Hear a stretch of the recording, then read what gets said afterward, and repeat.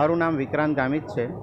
હું શાળા ક્રમાંક 119 મારુતિનગર લિંબાયત ખાતે આચાર્ય તરીકે ફરજ બજાવું છું અને અમારી બિલ્ડિંગમાં 225, 226 અને 323 આમ 4 શાળાઓ ચાલી રહી છે। આજે કન્યા કેળવણી તથા પ્રવેશોત્સવ ધોરણ બાળવાટિકા અને પહેલા ધોરણના બાળકોનો પ્રવેશ ઉત્સવ કરવામાં આવેલ,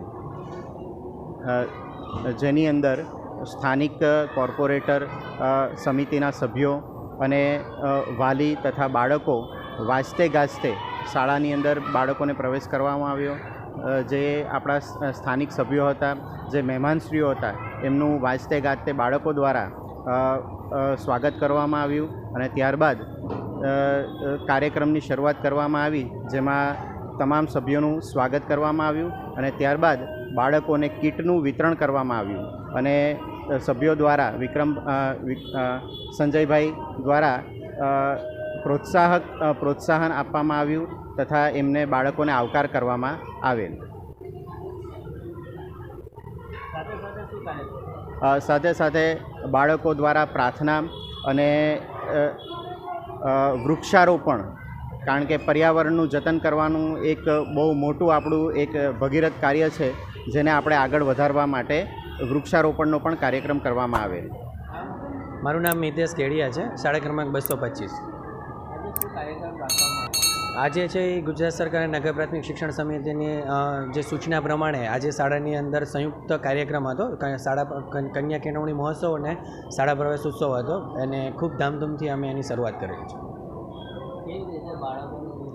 શરૂઆતથી જ ખૂબ જ હોંશે જે પણ પહેલાં ધોરણમાં બાલવાટિકામાં જે પણ બાળકોએ પ્રવેશ લીધો છે એ આવનારા મહાનુભાવોને આંગળી પકડી ફુગ્ગાઓ સાથે એમને હોલ સુધી એમનો પ્રવેશ અપાવેલો છે અને ત્યારબાદ પ્રાર્થના, ધૂન ને ભજનને સાથે સાથે વિદ્યાર્થીઓને જે પણ નગર પ્રાથમિક શિક્ષણ સમિતિ તેમજ ગુજરાત સરકાર તરફથી જેટલી બી સુવિધાઓ આપે છે એ તમામ સુવિધાઓ સાથે કીટ વિતરણ અને રમકડાઓ સાથે બાળકોને વિદ્યા પ્રવેશ કરેલો છે, જેમાં ખૂબ જ મોટી પ્રમાણમાં સામાજિક કાર્યકર્તાઓની સાથે સાથે સ્થાનિક જે પણ કોર્પોરેટરો છે એ બધા જ કોર્પોરેટરો અને નગર પ્રાથમિક શિક્ષણ સમિતિના કન્વીનર એવા શ્રી ઉત્સાહિત સંજયભાઈ પાટીલે પણ એમને વાલીઓને બાળકોને વિદ્યા પ્રવેશ અપાવી અને ખૂબ જ આશીર્વાદ સાથે કાર્યક્રમને ધામધૂમથી સંપન્ન કરેલો છે।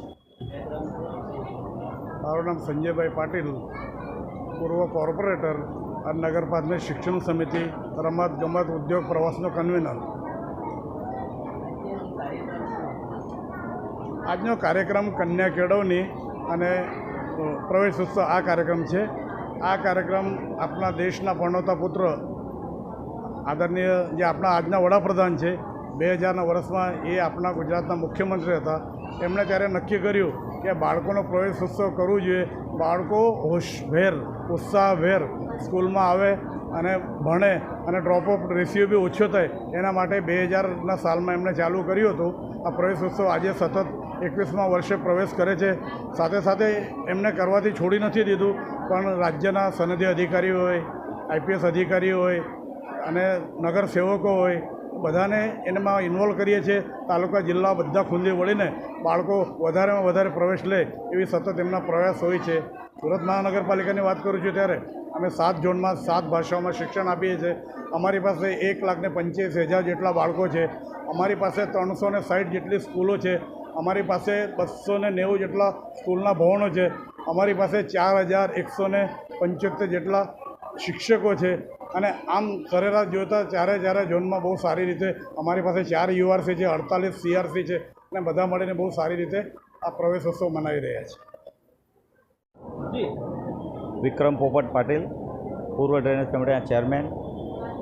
આજે આ કન્યા કેળવણી પ્રવેશ ઉત્સવના કાર્યક્રમમાં જે કાર્યક્રમ છે એ આપણા ગુજરાત સરકારે જે આપણા વાલા બાળકોને પ્રવેશ મળે અને પ્રવેશના આધારે એમને ઉત્સાહ મળે, પ્રોત્સાહન મળે અને સ્કૂલમાં સવારે ઉઠીને સ્કૂલમાં દોડે, એનું પ્રોત્સાહન વધારવા માટે આજે ભણતર થાય અને આના ભણતર માટે જે પણ કંઈ બુક્સ, બૂટ, સોક્સ અને બેગ, વોટર બેગ તમામ પ્રકારની એમને કીટ આપવામાં આવે છે।